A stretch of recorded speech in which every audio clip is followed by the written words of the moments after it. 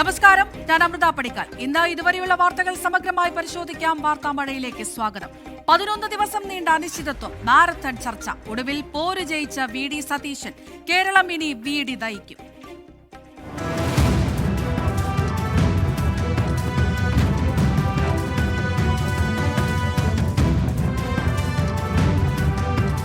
അഖിലേന്ത്യാ കോൺഗ്രസ് കമ്മിറ്റി നേതൃത്വത്തോട്, കോൺഗ്രസ് പ്രസിഡന്റിനോടും ശ്രീ രാഹുൽജിയോടും ഉൾപ്പെടെ എല്ലാവരോടും നന്ദി പറയുക.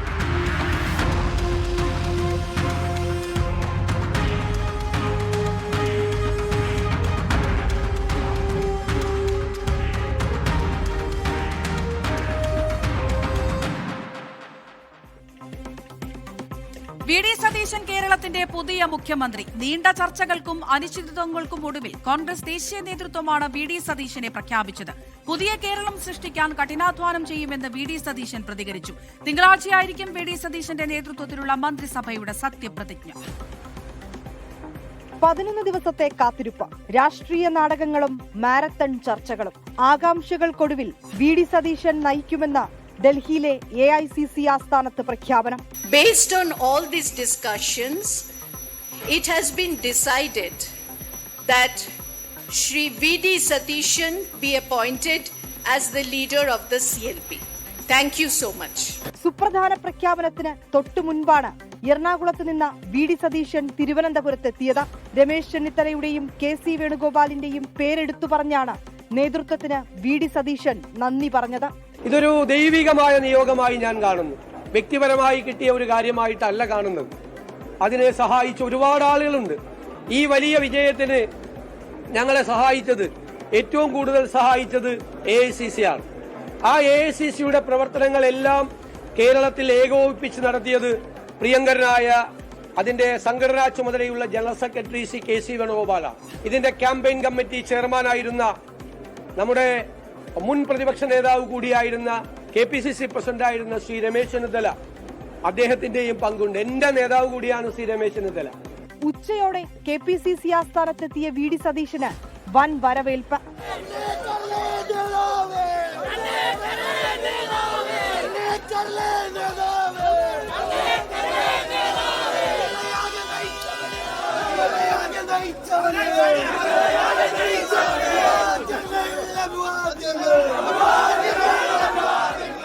KPCC അധ്യക്ഷൻ സണ്ണി ജോസഫ് ഉൾപ്പെടെയുള്ളവർ സതീശനെ സ്വീകരിച്ചു.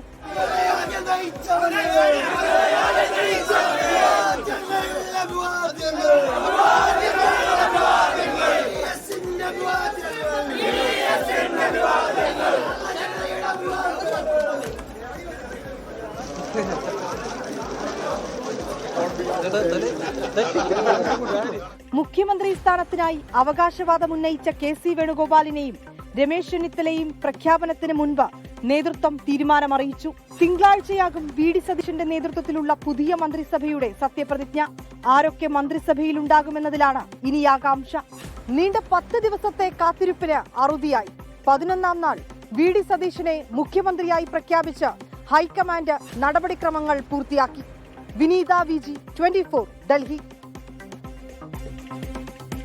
കടലിളകി വന്നാലും നിലപാടിൽ നിന്ന് കടുകിട പോലും പിന്നോട്ടില്ലാത്ത ഉറച്ച ശൈലിയാണ് VD സതീശനെ കേരളത്തിന്റെ ഭരണസാരിഥ്യത്തിലേക്ക് എത്തിച്ചത്. തേച്ചുമിനുക്കിയ ചിന്തയും അതിൽ പിറവികൊള്ളുന്ന പുതിയ ആശയങ്ങളുമാണ് VD സതീശനെ സമകാലിക രാഷ്ട്രീയ നേതാക്കളിൽ നിന്ന് വേറിട്ടു നിർത്തുന്നത്. ആദ്യം തോൽപ്പിച്ച പറവൂരുകാർ പിന്നീട് ഇങ്ങോട്ടുള്ള 1/4 നൂറ്റാണ്ടുകാലം ചേർത്തുപിടിച്ചതാണ് VD സതീശൻ കൈവരിച്ച ജനകീയതയുടെ അടയാളം. തിരസ്കാരത്തിന്റെയും മാറ്റിനിർത്തലിന്റെയും കാലങ്ങൾ കടന്ന് 2001 വടക്കൻ പരവൂരിൽ നിന്ന് നിയമസഭാംഗമായ ഒരാൾ സഭാതലത്തിലെ ഇടപെടലിലൂടെ അയാൾ തന്നിലെ പ്രതിഭയെ പ്രകാശിപ്പിച്ചു. ഒപ്പം എത്രമേൽ ചവിട്ടിമതിച്ചാലും ഉയർന്നു പൊന്തുന്ന കാതലുള്ള മരമാണ് താനെന്ന് ചരിത്രത്തിൽ എഴുതി ചേർത്തു. അയാളുടെ പേരാണ് മുഖ്യമന്ത്രി എന്ന വിശേഷണത്തോടൊപ്പം കേരളം ഇനി ചേർത്ത് വായിക്കാൻ പോകുന്നത്. വടശ്ശേരി ദാമോദര മേനോൻ സതീശൻ അഥവാ VD സതീശൻ. ആരും വെള്ളിത്തളികയിൽ വെച്ച് നീട്ടിയതല്ല VD സതീശന് കേരളത്തിലെ മുഖ്യമന്ത്രി സ്ഥാനം. അധികാര സോപാനങ്ങളിലേക്ക് പടവെട്ടി കയറിയതാണ് ചരിത്രം. കേരളത്തിൽ തെരുവിലെ പ്രകടനങ്ങൾ ഹൈക്കമാൻഡുകളെ തിരുത്തിയ ചരിത്രത്തിലെ 2ാമത്തെ ഏട്. കൗമാരം തൊട്ടേ പ്രസംഗവും സംവാദവുമാണ് നെട്ടൂരിൽ നിന്ന് തേവര സേക്രഡ് ഹാർട്ട് കോളേജ് വഴി വിദ്യാർത്ഥി രാഷ്ട്രീയത്തിലേക്ക് പിച്ചവെച്ച VD സതീശനെ രൂപപ്പെടുത്തിയത്. ആർട്സ് ക്ലബ് സെക്രട്ടറിയിൽ തുടങ്ങി MG സർവകലാശാല യൂണിയൻ ചെയർമാൻ വരെ ആയെങ്കിലും KSU സംസ്ഥാന അധ്യക്ഷനാകാനോ NSU അധ്യക്ഷനാകാനോ സതീശന് കഴിഞ്ഞില്ല. കപ്പിനും ചുണ്ടിനുമിടയിൽ പലതും നഷ്ടമായി. തുടർന്നാണ് ഹൈക്കോടതിയിൽ മുഴുവൻ സമയ അഭിഭാഷകനായത്. ഹൈക്കോടതിയിൽ പ്രാക്ടീസ് ചെയ്യുമ്പോഴാണ് 1996 നോർത്ത് പരവൂരിൽ മത്സരിക്കാൻ വിളിവരുന്നത്. ഇടതുകോട്ടയായ പരവൂരിൽ കന്നി മത്സരത്തിൽ തോൽവി. പരാജയപ്പെട്ടെങ്കിലും സതീശൻ പിന്നീട് ഇന്നുവരെ പറവൂരിൽ നിന്ന് പോയിട്ടില്ല. അവിടെ നിന്ന് പ്രവർത്തിച്ചു. 2001 തന്നെ അധ്വാനം ഫലം കണ്ടു. KM ദിനകരനെ 7792 വോട്ടുകൾക്ക് തോൽപ്പിച്ച് ആദ്യമായി നിയമസഭയിലെത്തി. അവിടെ ഒരു മികച്ച സാമാജികൻ പിറവിയെടുക്കുകയായിരുന്നു. ആര്യാടൻ മുഹമ്മദും KM മാണിയും തിരുവഞ്ചൂരും TM ജേക്കബും ഒക്കെയായിരുന്നു അക്കാലത്ത് നിയമസഭയിലെ UDFന്റെ കുന്തമന. എന്നാൽ ട്രഷറി ബെഞ്ചിന്റെ പിന്നിൽ നിന്നുണ്ടായ ലക്ഷ്യവേദിയായ ഇടപെടലുകൾ സഭ ശ്രദ്ധിച്ചു, കേരളവും. അതോടെ VD സതീശൻ എന്ന പാർലമെന്റേറിയനെ നാടറിഞ്ഞു. പിന്നീടങ്ങോട്ട് സഭയിൽ അയാൾ നടത്തിയ ഇടപെടലുകൾ ചരിത്രമാണ്. ഏറ്റവും സങ്കീർണമായ വിഷയങ്ങളെപ്പോലും അത്രമേൽ ലളിതമായി സഭാതലത്തിൽ അവതരിപ്പിച്ചു. 2006 പ്രതിപക്ഷ നിരയിലേക്ക് വന്നപ്പോഴാണ് VD സതീശൻ തന്റെ പ്രഹരശേഷി പൂർണ്ണമായും പുറത്തെടുക്കുന്നത്. സഭയ്ക്ക് പുറത്തെ ലോട്ടറി സംവാദത്തിൽ ഡോക്ടർ TM തോമസ് ഐസക്കിനെ മുട്ടുകുത്തിച്ചത് വഴിത്തിരിവായി. അവിടെ നിന്ന് തുടങ്ങിയ ജൈത്രയാത്രയാണ് ഇപ്പോൾ മുഖ്യമന്ത്രി പദത്തിൽ എത്തി നിൽക്കുന്നത്. 2011 UDFന് അധികാരം കിട്ടിയെങ്കിലും VD സതീശൻ മന്ത്രിയായില്ല. ഗ്രൂപ്പ് വീതം വെപ്പിൽ നിലപാടുള്ളവൻ പുറത്ത്. വിദ്യാർത്ഥി രാഷ്ട്രീയ കാലത്തെ നേരിട്ട തഴയപ്പെടലുകൾ ശീലമായിട്ടുള്ളതിനാൽ എതിർ ശബ്ദങ്ങൾ ഉയർത്താതെ അയാൾ പിൻവാങ്ങി. തിരിച്ചടി അവസരമാക്കുന്ന സതീശനെയാണ് പിന്നീട് കേരളം കണ്ടത്. ഹരിത രാഷ്ട്രീയം പറഞ്ഞ് അയാൾ കാടുകയറി. അപ്പോൾ നെഞ്ചിടിപ്പെല്ലാം മാഫികൾക്ക് കുടപിടിക്കുന്നവർക്കായി. സോളാർ വിവാദത്തിൽ സർക്കാർ ആടിയൊലിഞ്ഞപ്പോഴും VD സതീശൻ നിലപാട് പറഞ്ഞു. പാർട്ടി വേദിയുടെ സുരക്ഷിതത്വത്തിലല്ല, പരസ്യമായി തന്നെ. 2016 അധികാരം നഷ്ടപ്പെട്ടപ്പോഴും സതീശന് മുന്നണിക്ക് വേണ്ടി പടനയിക്കാൻ മുൻനിരയിൽ തന്നെ ഉണ്ടായിരുന്നു. ഏറ്റവും കൂടുതൽ അടിയന്തര പ്രമേയങ്ങൾ അവതരിപ്പിച്ച റെക്കോർഡ് VD സതീശനാണ്. 2021 തോറ്റമ്പിയ UDFനെ നയിക്കാനുള്ള നിയോഗം വന്നു ചേർന്നപ്പോൾ കേരളം കണ്ടത് മറ്റൊരു സതീശനെ. തുടർച്ചയായ തോൽവിയിൽ നിരാശരായിരുന്ന മുന്നണിയിൽ ആത്മവിശ്വാസം നിറയ്ക്കുകയായിരുന്നു ആദ്യ ദൗത്യം. രാഷ്ട്രീയ തന്ത്രങ്ങൾ രൂപപ്പെടുത്തുന്നതിലും എതിരാളികളെ പ്രതിരോധത്തിലേക്ക് തള്ളിവിടുന്നതിലും മികവ് കാട്ടിയ സതീശൻ അകന്നുപോയ സാമൂഹിക ഘടകങ്ങളെ അടുപ്പിക്കാനും പരിശ്രമിച്ചു. മുസ്ലിം സംഘടനകളുമായും ക്രൈസ്തവ സംഘടനകളുമായും നല്ല ബന്ധം സ്ഥാപിച്ച സതീശൻ പലപ്പോഴും അത്തരം വേദികളിലെ മുഖ്യ പ്രഭാഷകനായി. വിഷയങ്ങളുടെ മർമ്മം കണ്ടെടുക്കുന്ന പ്രഭാഷണ ശൈലി ആരാധകരെ സൃഷ്ടിച്ചു. സ്ഥലനാമങ്ങൾ അറിയപ്പെട്ടിരുന്ന സമുദായ സംഘടനകളുടെ ആസ്ഥാനങ്ങളിലെ തിണ്ണനിറങ്ങാൻ പോയില്ല. സമുദായ ശക്തിയുടെ പിൻബലത്തിൽ അവർ നടത്തിയ വെല്ലുവിളികൾ സധൈര്യം ഏറ്റെടുത്തു. 100 സീറ്റ് നേടി അധികാരത്തിൽ വന്നില്ലെങ്കിൽ രാഷ്ട്രീയ വനവാസത്തിന് പോകുമെന്ന് കൂടി പറഞ്ഞതോടെ സതീശൻ എന്ന നേതാവ് UDFന് പുറത്തേക്ക് വളർന്നു. സർവ്വസന്നാഹങ്ങളോടും തെരഞ്ഞെടുപ്പിനെ നേരിട്ട ഇടതുമുന്നണിയെയാണ് ജനം വനവാസനയച്ചത്. പുതിയ കാലത്ത് നേതാക്കൾക്ക് വേണ്ടത് നിലപാടുകളാണ് എന്നതാണ് സതീശന്റെ രാഷ്ട്രീയ ലൈൻ. എല്ലാ കാര്യങ്ങളിലും അഭിപ്രായവും നിലപാടുമുള്ള സതീശൻ സ്വന്തം MLAയുടെ തല്ലുകൊള്ളിത്തരങ്ങൾ പോലും മറച്ചുപിടിച്ചില്ല. ഒപ്പം നിന്നവർ മറുകണ്ഠം ചാടുമെന്ന് അറിഞ്ഞിട്ടും പീഡകരോട് വിട്ടുവീഴ്ച ചെയ്തില്ല. കടലിളകി വന്നാലും എടുത്ത തീരുമാനം മാറ്റില്ലെന്ന അയാളുടെ നിലപാടിൽ കുറ്റക്കാർ പാർട്ടിക്ക് പുറത്തായി. ഇതോടെ ജനനായകനായി മാറിയ VD സതീശൻ കേരള രാഷ്ട്രീയത്തിൽ പുതിയൊരു ശൈലി കൂടി എഴുതി ചേർത്തു. കോൺഗ്രസിന് പുറത്തും ആരാധകവൃന്ദത്തെ രൂപപ്പെടുത്താൻ കുറഞ്ഞ കാലം കൊണ്ട് VD സതീശനായി. നിലപാടുകളിലെ ഈ സ്ഥൈര്യമാണ് VD സതീശനെ ഇപ്പോൾ മുഖ്യമന്ത്രി സ്ഥാനത്ത് എത്തിച്ചതും. R. Sreejith, 24, Thiruvananthapuram. 24 big breaking. മന്ത്രിസഭാ രൂപീകരണം KC വേണുഗോപാലുമായി ആലോചിച്ച് മാത്രമെന്ന് കോൺഗ്രസ് നിയമസഭാ കക്ഷി യോഗത്തിൽ നിയുക്ത മുഖ്യമന്ത്രി VD സതീശൻ. മന്ത്രിസഭാ ചർച്ചയ്ക്ക് KC കേരളത്തിൽ വരുമെന്നും VD സതീശൻ വ്യക്തമാക്കി. യോഗത്തിൽ സണ്ണി ജോസഫാണ് സതീശന്റെ പേര് നിർദ്ദേശിച്ചത്. ലോക്ഭവനിലെത്തി ഗവർണറെ കണ്ട് സർക്കാർ രൂപീകരണത്തിന് അനുമതി തേടി. ഇന്ന് ചേർന്ന കോൺഗ്രസ് പാർട്ടിയുടെ നിയമസഭാ കക്ഷി യോഗത്തിൽ VD സതീശൻ വൈകാരികമായാണ് സംസാരിച്ചത്. KC വേണുഗോപാൽ തിരഞ്ഞെടുപ്പിൽ കൂടെ നിന്നുവെന്നും മന്ത്രിസഭാ രൂപീകരണം KCയോട് ആലോചിച്ച് മാത്രമേ ഉണ്ടാകൂ എന്നും VD സതീശൻ നിയമസഭാ കക്ഷി യോഗത്തിൽ അറിയിച്ചു. തന്നെ തിരഞ്ഞെടുത്തതിന് പിന്നാലെ നടത്തിയ നന്ദി പ്രസംഗത്തിലായിരുന്നു സതീശന്റെ പരാമർശം. 63 കോൺഗ്രസ് MLAമാരിൽ 61 പേരാണ് നിയമസഭാ കക്ഷി യോഗത്തിൽ പങ്കെടുത്തത്. നേരത്തെ അതൃപ്തി അറിയിച്ച രമേശ് ചെന്നിത്തലയും അസുഖബാധിതനായ ദീപക് ജോയിയും മാത്രമാണ് ഇന്നത്തെ നിയമസഭാ കക്ഷി യോഗത്തിൽ പങ്കെടുക്കാതിരുന്നത്. VD സതീശനെ പിന്തുണച്ചുള്ള ഇരുവരുടെയും കത്ത് KPCC പ്രസിഡന്റ് സണ്ണി ജോസഫിന് നൽകിയിട്ടുണ്ട്. നിയമസഭാ കക്ഷി യോഗത്തിന് ശേഷം ലോക്ഭവനിലെത്തിയ VD സതീശനും സണ്ണി ജോസഫും അടക്കമുള്ള കോൺഗ്രസ് നേതാക്കൾ ഗവർണറുമായി കൂടിക്കാഴ്ച നടത്തി സർക്കാർ രൂപീകരണത്തിനുള്ള അവകാശവാദം ഉന്നയിച്ചു. തിങ്കളാഴ്ച രാവിലെ 10 മണിക്ക് തിരുവനന്തപുരം സെൻട്രൽ സ്റ്റേഡിയത്തിലായിരിക്കും മുഖ്യമന്ത്രിയായി VD സതീശൻ സത്യപ്രതിജ്ഞ ചെയ്യുക. നിയമസഭാംഗങ്ങളുടെ സത്യപ്രതിജ്ഞ അടുത്ത വ്യാഴാഴ്ച നടക്കും. തിങ്കളാഴ്ച ചേരുന്ന മന്ത്രിസഭാ യോഗം നിയമസഭ വിളിക്കുവാനുള്ള ശുപാർശ ചെയ്യും. N. ശക്തനായിരിക്കും പ്രോട്ടേം സ്പീക്കർ. മുഖ്യമന്ത്രി ഉൾപ്പെടെ 12 മന്ത്രിമാരും ഒരു സ്പീക്കറും കോൺഗ്രസിൽ നിന്നുണ്ടാകുമെന്നാണ് സൂചന. News desk 24. മുഖ്യമന്ത്രി പ്രഖ്യാപനത്തിന് പിന്നാലെ പ്രതിപക്ഷ നേതാവായി പിണറായി വിജയനെ തെരഞ്ഞെടുത്തു. CPIM സംസ്ഥാന കമ്മിറ്റി യോഗത്തിന്റേതാണ് തീരുമാനം. ഐകകണ്ഠേനയാണ് തീരുമാനമെടുത്തതെന്ന് CPM സംസ്ഥാന സെക്രട്ടറി MV ഗോവിന്ദൻ പറഞ്ഞു. കസേര മാറുമെങ്കിലും വി.ഡി. സതീശനും പിണറായി വിജയനും കേരള രാഷ്ട്രീയത്തിൽ വീണ്ടും നേർക്കുനേർ എത്തുകയാണ്. വി.ഡി. സതീശൻ ആദ്യമായി മുഖ്യമന്ത്രിയായി എത്തുമ്പോൾ പിണറായി വിജയൻ ആദ്യമായി പ്രതിപക്ഷ നേതാവാകുകയാണ്. 10 കൊല്ലം കേരള മുഖ്യമന്ത്രിയായ ശേഷം നിയമസഭാ തെരഞ്ഞെടുപ്പിലെ വൻ തിരിച്ചടിക്ക് പിന്നാലെയാണ് പിണറായി വിജയൻ പ്രതിപക്ഷ സ്ഥാനത്തേക്ക് എത്തുന്നത്. കെ.എൻ. ബാലഗോപാലിന്റെ പേരായിരുന്നു പ്രതിപക്ഷ നേതാവ് എന്ന സ്ഥാനത്തേക്ക് ഉയർന്നു വന്നിരുന്നത്.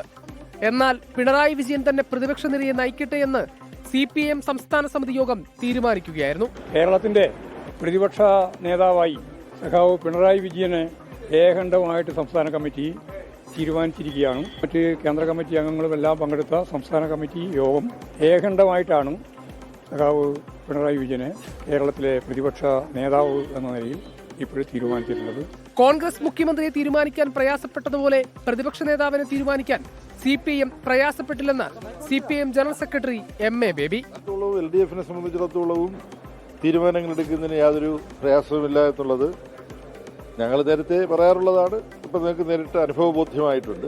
ഓരോ പാർട്ടിയും ഓരോ മുന്നണിയും എങ്ങനെയാണ്, എവിടെയാണ് ഡെമോക്രസിയും യൂണിറ്റിയും ഉള്ളത്, എവിടെയാണ് ഇതില്ലാത്തത്, അതെല്ലാം മനസ്സിലാക്കാൻ കിട്ടിയ അവസരമാണ്. കഴിഞ്ഞ 5 വർഷം പിണറായിയും വി.ഡി. സതീശനും ഏറ്റുമുട്ടുന്നതായിരുന്നു നിയമസഭയിലെ രാഷ്ട്രീയ കാഴ്ച. സംഭവബഹുലമായ ആ രാഷ്ട്രീയ പോര് ഇനിയും തുടരും. 24 തിരുവനന്തപുരം. തിരുവനന്തപുരം ജഗതിയിലെ ചാണ്ടി ഉമ്മന്റെ വസതിയിലെത്തി നിയുക്ത മുഖ്യമന്ത്രി വി.ഡി. സതീശൻ. മന്ത്രിയാകാത്തതല്ല, ഉമ്മൻചാണ്ടി മന്ത്രിസഭയിൽ മന്ത്രിയാകാത്തതാണ് തന്റെ ജീവിതത്തിലെ വലിയ നഷ്ടമെന്ന് വി.ഡി. സതീശൻ പറഞ്ഞു. രമേശ് ചെന്നിത്തലയുമായി ഉറപ്പായും സംസാരിക്കുമെന്നും ചാണ്ടി ഉമ്മൻ മന്ത്രിസഭയിൽ ഉണ്ടാകുമോ എന്നത് കൂട്ടായി തീരുമാനിക്കുമെന്നും വി.ഡി. സതീശൻ വ്യക്തമാക്കി. ഞാൻ ഒറ്റയ്ക്കല്ലല്ലോ തീരുമാനമെടുക്കുന്നത്. ആ സംവിധാനമുണ്ട്. ആ സംവിധാനം എല്ലാവരും ചേർന്നിട്ട് ആലോചിച്ച് കാര്യങ്ങളെല്ലാം ചർച്ച ചെയ്യും. ഞാൻ ആരുടെയും കാര്യം പറയാൻ ഒരാളല്ല, ഒറ്റയ്ക്കല്ല തീരുമാനമെടുക്കുന്നത്, കൂട്ടായിട്ടാണ് തീരുമാനമെടുക്കുന്നത്. എൻ്റെ രാഷ്ട്രീയ ജീവിതത്തിലൊരു വലിയ നഷ്ടമായി ഞാൻ കണക്കാക്കുന്നത് മന്ത്രിയാകാത്തതല്ല. ഉമ്മൻചാണ്ടി സാറ് മുഖ്യമന്ത്രിയായപ്പോൾ ആ മന്ത്രിസഭയിൽ അംഗമാകണം എന്നെനിക്ക് ആഗ്രഹമുണ്ടായിരുന്നു. ഞാൻ അദ്ദേഹം തിരക്കിലാണ്, എനിക്ക് ഫോണിൽ കിട്ടിയിട്ടില്ല. ചോദിച്ച് അദ്ദേഹത്തിൻ്റെ സൗകര്യം നോക്കിയിട്ട് അദ്ദേഹത്തിന്റെ സമയം നോക്കി അദ്ദേഹത്തിന്റെ വസതിയിൽ പോയി കാണാം. കേരളത്തെ നയിക്കാൻ ഏറ്റവും യോഗ്യനാണ് വി.ഡി. സതീശൻ എന്ന് ചാണ്ടി ഉമ്മൻ പറഞ്ഞു. കേരളത്തിന്റെ മുഖ്യമന്ത്രി, നിയുക്ത മുഖ്യമന്ത്രി ഇവിടെ എന്റെ മാതാവിനെ കാണുവാൻ എന്റെ പിതാവിനുള്ള സ്നേഹം കാരണമാണ് അദ്ദേഹം എത്തിയത്. അദ്ദേഹത്തിന് പ്രത്യേകമായ നന്ദി. അദ്ദേഹം പറഞ്ഞ വാക്കുകൾ ഞങ്ങൾക്ക് മറക്കാൻ പറ്റത്തില്ല. ഞങ്ങൾ അതാണ് പറഞ്ഞത് അദ്ദേഹത്തിനോട്. അദ്ദേഹം പറഞ്ഞ വാക്കുകളാണ് എന്റെ പിതാവിന്റെ കല്ലറയിൽ എഴുതി വെച്ചിരിക്കുന്നത്. ഇന്നും അതേ സ്നേഹം ഞങ്ങളുടെ കുടുംബത്തോട് അദ്ദേഹം കാണിക്കുന്നു, അതേ കരുതൽ അദ്ദേഹം കാണിക്കുന്നു. അദ്ദേഹത്തിന് എല്ലാ ആശംസകളും. കേരളത്തെ നയിക്കുവാൻ ഏറ്റവും യോഗ്യനായ വ്യക്തിയാണ്. അതാണ് കോൺഗ്രസ് പാർട്ടിയുടെ തീരുമാനം. അല്പം വൈകിയാലും ശരിയായ തീരുമാനം പാർട്ടി എടുത്തു. പ്രത്യേകമായ നന്ദി ഇന്ന് ഞങ്ങളെ സന്ദർശിച്ചതിൽ. എല്ലാ ആശംസകളും എന്റെ മാതാവ് നേർന്നു. എന്റെ പിതാവിനെ പോലെ തന്നെ, അതേപോലെ തന്നെ, അതേ കഴിവോടെ, അതേ പ്രാഗൽഭ്യത്തോടെ കേരളത്തെ നയിക്കും എന്ന് പൂർണ്ണമായ വിശ്വാസമുണ്ട്. കേരള ജനതയ്ക്കുണ്ട് എന്നുള്ള കാര്യത്തിൽ യാതൊരു സംശയമില്ല. പ്രത്യേകമായ നന്ദി. സമീപകാലത്ത് രാഷ്ട്രീയ കേരളം കണ്ട ഏറ്റവും ഉദ്വേഗഭരിതമായ ദിവസങ്ങൾ. സസ്പെൻസും ട്വിസ്റ്റുകളും നാടകീയതയും നിറഞ്ഞ പൊളിറ്റിക്കൽ ത്രില്ലർ. മുഖ്യമന്ത്രി പ്രഖ്യാപനം വരെ നെഞ്ചിടിപ്പേറ്റി ആകാംക്ഷ നീണ്ടു. പൊളിറ്റിക്കൽ ആക്ഷൻ ത്രില്ലർ എന്ന പോലെ 11 നാൾ. എന്താണ് ക്ലൈമാക്സിലെ സസ്പെൻസ് എന്ന് കണ്ണു ചിമ്മാതെ കേരളം കാത്തിരുന്ന ദിവസങ്ങൾ. ഇന്ന് പ്രഖ്യാപനമുണ്ടാകുമെന്ന് AICC നേതൃത്വം അറിയിച്ചതോടെ 3-ൽ എന്ന കാത്തിരിപ്പ്. ആലുവയിലെ വസതിയിൽ നിന്ന് വി.ഡി. സതീശൻ തിരുവനന്തപുരത്തേക്ക് തിരിച്ചതോടെ അഭ്യൂഹങ്ങൾ. തിരുവനന്തപുരത്തെ വീട്ടിൽ രമേശ് ചെന്നിത്തലയും സന്തോഷവാൻ. കെ.സി. വേണുഗോപാൽ രാഹുൽ ഗാന്ധിയുടെ വസതിയിലെത്തിയതോടെ അതിനിടെ കണ്ണുകളെല്ലാം ഡൽഹിയിലേക്ക്. കെ.സി. വേണുഗോപാലുമായി നീണ്ട ചർച്ചകൾ. സ്ഥാനാരോഹണമോ അനുനയമോ? കോൺഗ്രസ് കേന്ദ്രങ്ങളിൽ നിമിഷങ്ങൾ എണ്ണി കാത്തിരിപ്പ്. നിരീക്ഷകർക്കൊപ്പം കെ.സി. ചാർട്ടേഡ് വിമാനത്തിൽ എത്തിയേക്കുമെന്നും ഇല്ല എന്നും വാർത്തകൾ. മുതിർന്ന നേതാക്കളായ ജയറാം രമേശ്, ദീപാദാസ് മുൻഷി, അജയ് മാക്കൻ, മുകുൾ വാസ്നിക് തുടങ്ങിയവർ മല്ലികാർജ്ജുൻ ഖർഗെയുടെ വസതിയിലേക്ക്. എപ്പോൾ വേണമെങ്കിലും പ്രഖ്യാപനം പ്രതീക്ഷിച്ച് പ്രവർത്തകർ. രാഹുൽ കെ.സി. വേണുഗോപാൽ ചർച്ച നീണ്ടതോടെ അത് അനുനയ നീക്കമെന്നായി വിലയിരുത്തലുകൾ.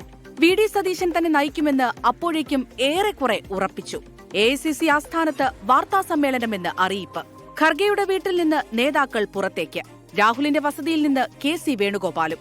24 അക്ബർ റോഡിൽ കൃത്യം 12 മണിക്ക് വാർത്താസമ്മേളനം. 2 മിനിറ്റ് 35 സെക്കൻഡ് മാത്രം നീണ്ട വാർത്താസമ്മേളനത്തിൽ വലിയ ഉത്തരമായി. News desk 24.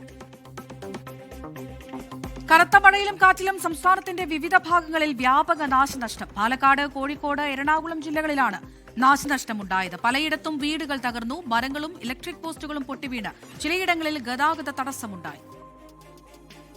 ഇന്ന് വൈകിട്ട് പെയ്ത ശക്തമായ മഴയിലും കാറ്റിലും വ്യാപക നാശനഷ്ടമാണ് സംസ്ഥാനത്തിന്റെ വിവിധ ഭാഗങ്ങളിലുണ്ടായത്. എറണാകുളത്തിന്റെ മലയോര പ്രദേശങ്ങളിലും തീരപ്രദേശങ്ങളിലും കനത്ത മഴയാണ് പെയ്തത്. നായരമ്പലത്ത് 4 വീടുകളുടെ മേൽക്കൂര തകർന്നു. കൈതവളപ്പിൽ മേൽക്കൂര തകർന്ന ഒരാൾക്ക് പരിക്കേറ്റു. മൂവാറ്റുപുഴയിലും ഷാപ്പുംപടിയിലും മരം കടപുഴകി വീണ് ഗതാഗത തടസ്സമുണ്ടായി. ഇലക്ട്രിക് പോസ്റ്റുകളും ലൈനുകളും പൊട്ടിവീണു. മൂവാറ്റുപുഴ നിർമ്മല സദൻ റോഡിൽ മരം വീണ് കാറിന്റെ മുൻഭാഗം തകർന്നു. കോഴിക്കോട് വടകരയിൽ മിന്നൽ ചുഴലിൽ വ്യാപക നാശനഷ്ടമുണ്ടായി. പാലക്കാട് വടക്കാഞ്ചേരിയിലും കനത്ത നാശനഷ്ടമാണ് ഉണ്ടായത്. വീടിന് മുൻപിൽ നിർത്തിയിട്ടിരുന്ന ബൈക്കിന് മുകളിൽ തെങ്ങ് കടപുഴകി വീണു. 2 ദിവസമായി പെയ്യുന്ന ശക്തമായ മഴയിലും കാറ്റിലും വ്യാപക നാശനഷ്ടമാണ് റിപ്പോർട്ട് ചെയ്യുന്നത്. 24 കൊച്ചി. ഈ റിപ്പോർട്ടോടെ വാർത്താമഴ പൂർണ്ണമാകുന്നു. നമസ്കാരം.